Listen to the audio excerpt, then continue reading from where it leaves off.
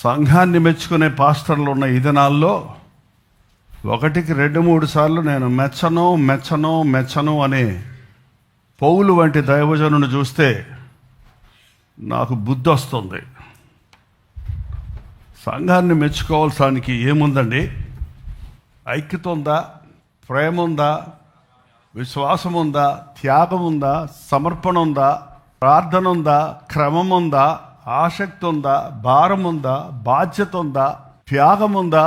ఇవన్నీ కలిగింది సంఘం. క్రీస్తు రక్తం ఇచ్చి కొన్న సంఘం. లోకంలో సంఘాలకు రకరకాల సంఘాలు ఉంటాయి. గుడ్డోళ్ళ సంఘం, కుంటోళ్ళ సంఘం, భిక్షగాళ్ళ సంఘం.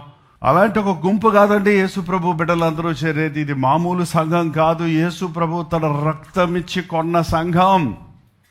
తన శరీరాన్ని మన కొరకు ఛేదించి మనల్ని బతికించిన, మనల్ని విమోచించిన యేసుక్రీస్తు రక్తములో కడగబడిన వారిగా ఉండాలి.